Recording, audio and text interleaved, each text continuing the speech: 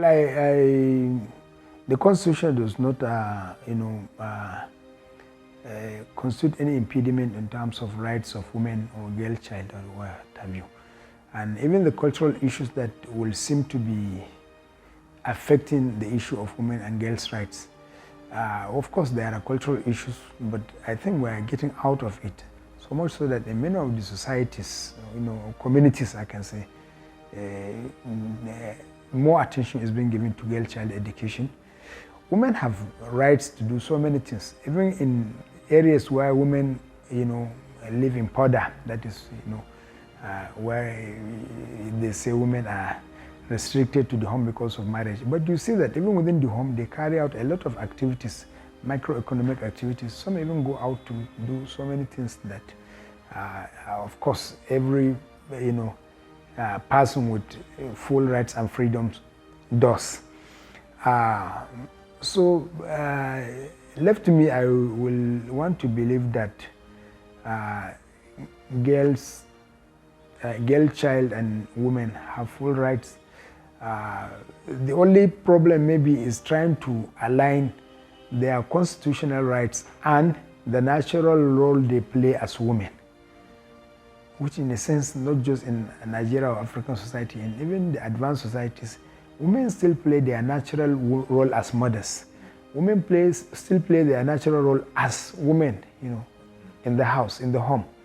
If you look at it either in terms of access to, political offices and things like that, competitive, elective offices, government jobs and what have you, nobody says that women should not apply or should not compete for elective office. They do, and depending on circumstances, they win. Sometimes they defeat men in elections. Depending on circumstances, they apply for jobs, they are interviewed, and you see, if she is better, she will definitely get it.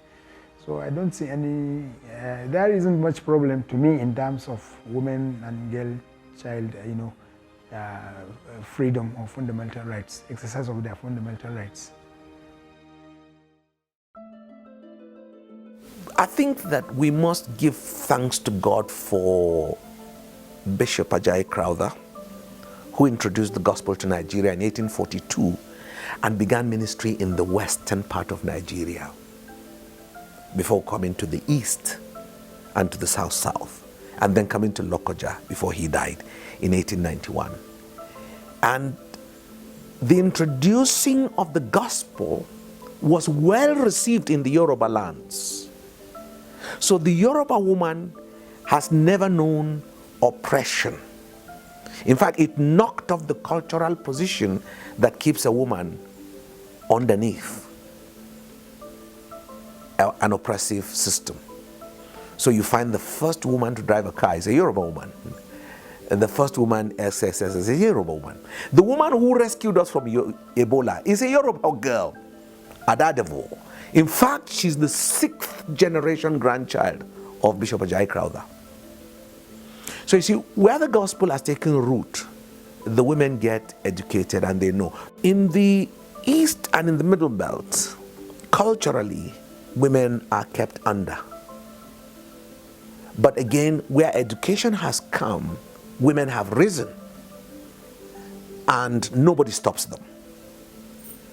That happens in the East and Middle Belt, although in parts of Middle Belt and parts of the East, you will find at critical moments the cultural issues come to play where the woman is not educated, like in widowhood and in child education and all of that. They are taken advantage of, but we can't use that as a whole.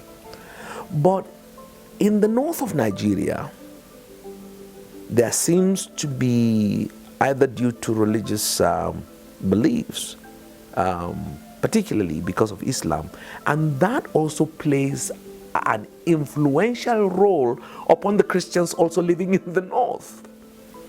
So women tend to be looked down upon in the north of Nigeria, in some parts of Christian areas of northern Nigeria, as well as in the core north of Nigeria.